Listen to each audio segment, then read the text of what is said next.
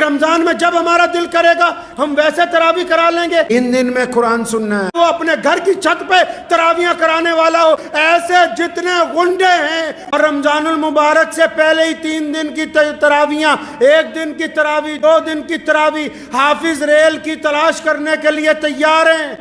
اللہ اکبر۔ جب ہم قرآن کی بات کرتے ہیں تو ایسا لگتا ہے کہ ایک روشنی کا مینار نظر آ رہا ہے جو ہمیں راستہ دکھا رہا ہے، لیکن اس کے ساتھ ساتھ ان ٹھیکیداروں کو دوبارہ یاد کرواتا چلوں جو دنیا میں اب نام نہاد ٹھیکیدار بن گئے اسلام کے،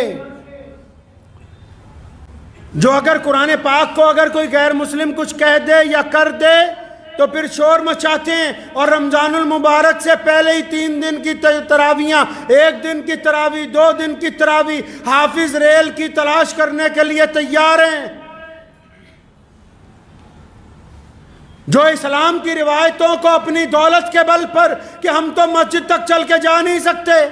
ہم تو اپنے گھر میں امام بلا کے یہیں پر تراویح کرواتے رہیں گے، کرواؤ پھر اپنے گھر کے اندر تراویح۔ اللہ تبارک و تعالیٰ کو ایسے لوگوں سے کچھ لینا دینا نہیں جو جان بوجھ کے اسلام کی جمعیت کو، اسلام کے اتفاق کو، مساجد کی رونقوں کو کم کرنا چاہتے ہوں۔ یہ اللہ تبارک و تعالیٰ کی رضا نہیں حاصل کر رہے، یہ قرآن پاک کی بیعت بھی کرنے کی کوشش کرتے ہیں۔ 3 دن میں قرآن سننا ہے، اچھا جی باقی کے 26 دن کہاں جانا ہے آپ نے؟ نبی علیہ السلام نے تو کہا کہ سارے رمضان میں تراویح کے اندر اللہ کا قرآن پڑھو، پورے رمضان میں اللہ تبارک و تعالیٰ کی قرآن کی تلاوت ہونی چاہیے، نمازوں میں قرآن ہونا چاہیے، وطروں میں قرآن ہونا چاہیے، چلتے پھرتے تلاوت ہونی چاہیے، مسجدیں قرآن کے ساتھ سجا دی جائیں، 24 گھنٹے قرآن پڑھنے والوں کی آوازیں آئیں۔ تم اپنی دولت کے بل پر اسلام کے اندر گنڈا گردی کرنا چاہتے ہو، تم رئیس بن گئے ہو اس لیے تم چاہتے ہو کہ ہماری کوٹھی پر تراویح ہو جائیں، زیادہ دولت کا غرور آ گیا ہے کہ شاید پیسے کے بل پر ہم جو کریں گے اپنے گھر میں ہی جمعہ کروا لیں۔ جن جگہ مساجد کی کمی ہے وہاں کئی جمعے اب بھی ہوتے ہیں، لیکن کچھ علاقوں میں، کچھ نئے شہروں میں جہاں انڈسٹری آئی تو کئی ترم خواہوں نے کہا جی ہم تو اپنے گھر میں ہی جمعہ کروا لیں گے، تو بس پھر وہ تمہارا ہی ہوا، جو پڑھنے والے ہیں ان کا نہیں ہوا ہے۔ مفتی کو دھوکہ دے سکتے ہو، اللہ کو دھوکہ نہیں دے سکتے۔ اپنی طرح کا مسئلہ لکھ کے، اپنی طرح کے سوال لکھ کے، اپنی مرضی کے سوال جوڑ توڑ کے، اپنا الو سیدھا کرنے کے لیے کسی دارالفتاء والوں کو تو نعوذ باللہ کہیں نہ کہیں کمی بیشی کر کے گمراہ کر سکتے ہو، لیکن وہ رب جو دلوں کا حال جانتا ہے، جس رب کے کریم رسول نے کہا اور جس حدیث کو پہلی حدیث کا درجہ دیا، جس حدیث کو امام بخاری نے سب سے پہلے لکھا، جس میں رسول اللہ نے کہا او کما قال النبی علیہ السلام انما الاعمال بالنیات، فرمایا تمہارے اعمال کا دار و مدار نیت پر ہے۔ اگر نیت صرف اپنی شہرت ہے، اگر نیت صرف اپنی انا ہے، اگر نیت صرف دوسروں کی بے عزتی ہے، اگر نیت صرف اجتماعیت کو توڑنا ہے، اگر نیت صرف اپنی ڈیڑھ اینٹ کی مسجد بنانا ہے، تو تمہاری قسمت میں صرف وہی لکھا ہے، اللہ کی رضامندی تمہارے ساتھ نہیں آنے والی ہے۔ اسی پہ ٹکے رہو۔ پھر جھوٹا قرآن کا نام لینے سے قرآن کا داعی نہیں کوئی بن سکتا۔ اپنی مرضی سے اسلام کو چلانا چاہتے ہیں کہ رمضان میں جب ہمارا دل کرے گا ہم ویسے تراویح کرا لیں گے، اپنا لب و لہجہ دستور محمد الرسول اللہ کا ہے، دین محمد الرسول اللہ کا ہے، قاعدہ محمد الرسول اللہ کا ہے، عمل محمد الرسول اللہ کا ہے، اور یہ قرآن محمد الرسول اللہ کا ہے۔ کوئی کتنے سے کتنا بڑا مائی کا لال کیوں نہ آ جائے، رسول اللہ کے طریقے کو تبدیل نہیں کر سکتا ہے۔ تو جن کو اور بھی شوق ہے لدھیانہ جیسے شہر میں یا کئی انڈسٹریل شہر ہیں کہ نہیں جی ہم تو قریب میں ہی سن لیں گے، حضرت عبداللہ ابن مختوم رضی اللہ تعالیٰ عنہ نابینا صحابی، آنکھوں سے نظر نہیں آتا، مسجد نبی صلی اللہ علیہ وسلم تک آتے ہیں، ٹھوکر لگتی ہے، گر جاتے ہیں۔ ایک دن کہا یا رسول اللہ اگر آپ کہیں میں گھر پہ نماز پڑھ لیا کروں، مجبوری ہے، پریشانی ہے، اور مجبور کے لیے تو حکم بھی ہے۔ تو اللہ کے نبی نے کہا بالکل ٹھیک ہے، مجبوری ہے بڑی، ابھی باہر بھی نہیں نکلے، جبریل آ گئے، فرمایا یا رسول اللہ کہتے ہیں آپ نے ان کو کیوں گھر پہ کہہ دیا نماز پڑھنے کے لیے؟ ایسے ہی لوگوں کی وجہ سے تو دوسروں کی بھی نماز قبول ہوتی ہے۔ یہ نزول قرآن کا مہینہ اس لیے ہے کہ اس مہینے میں قرآن کو پڑھا جائے، اس مہینے میں قرآن کو سمجھا جائے، اس مہینے میں قرآن پہ عمل کیا جائے، اس مہینے میں قرآن کی روح کو سمجھا جائے، اس مہینے میں قرآن کے کہنے پر چلا جائے۔ اور اگر صرف پڑھ کے صرف 10 دن میں 5 دن میں فارغ ہو کے بھاگنا ہی ہے تو یہ کوئی بندہ اس کو قرآن کا دائی نہیں بن سکتا ہے۔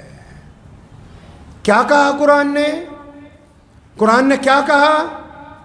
اگر یہ رمضان آ گیا تو پھر لے آئیے کچھ ایسے لوگوں کو جو مسجد میں کم از کم ایک رکوع کا روزانہ ترجمہ کر کے آپ کو تفسیر بتا سکے تراویحوں کے بعد کہ اللہ کا قرآن کہتا کیا ہے۔ اللہ کا قرآن بار بار کہتا ہے کہ جس اولاد پر، مال پر، اس مال پر جس کے ختم ہو جانے کا تمہیں خطرہ ہے، تم اس کو لے کے رب کو چھوڑتے ہو۔ اللہ کے قرآن نے کہا عورتوں کو کہ اپنا چہرہ ڈھانپ لو، لیکن اس سے پہلے مردوں کو کہا کہ اپنی نگاہوں کو نیچے کر لو۔ اللہ نے قرآن میں کہا نمازیوں کو کہ یتیم کی عزت نہیں کرتے،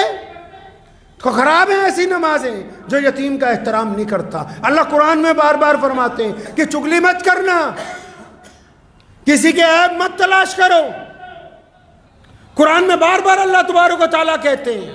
کہ جاؤ غریبوں کی مدد کرو، مسکینوں کی مدد کرو، ضرورت مندوں کی مدد کرو۔ قرآن میں بار بار کہا گیا کہ جھوٹ کے قریب مت جاؤ، زنا کے قریب مت جاؤ۔ اب اگر قرآن پڑھیں گے ترجمے کے ساتھ تبھی پتا ہوگا کہ قرآن کہتا کیا ہے۔ میاں صاحب 500 روپے کسی کو دے کے ابا کے لیے دعا کرا کے مسئلہ حل ہونے والا ہے نہیں۔ دل کو سمجھانے کو غالب یہ خیال اچھا ہے کہ ہم نے 10 بچے گھر بلا کے قرآن پڑھوا لیا ہے، یہ خیال اچھا ہے آپ کے نزدیک کہ ہاں ہم مسجد میں گئے تھے، مولانا صاحب کو رسید کٹوا کے آ گئے اور شاید اب ہماری مغفرت ہونے والی ہے۔ وہ الگ بات ہے جو آپ نے اللہ اور اس کے رسول کے نام پر دیا، وہ ایک الگ معاملہ ہے اجر و ثواب کا، لیکن جو اپنا کردار خراب ہے اس کو کون ٹھیک کرے گا بھائی؟ رمضان کس تیاری کی بات کرتا ہے؟ ہم کون سی روایتوں کی بات کرتے ہیں؟ روایتیں یہ ہیں کہ روزے دار روزوں سے پہلے اس بات کی تیاری کر لے کہ اس بار ایک بھی روزہ قضا نہیں ہوگا۔ روزے دار اس بات کی تیاری کر لے کہ اپنے رب کے علاوہ کسی اور کے آگے ہاتھ نہیں پھیلایا جائے گا۔ روزے دار اس بات کی تیاری کر لے کہ یہ آنکھیں کسی کی طرف گندی نگاہ سے اب نہیں اٹھیں گی۔ روزے دار اب اس بات کی تیاری کر لے کہ جن کا میں نے حق مارا ہے ان کا پہلے حق ادا کر دوں گا، اس کے بعد رمضان المبارک کے روزے رکھوں گا۔ تیاری اس کو بولتے ہیں، روایتیں یہ ہیں۔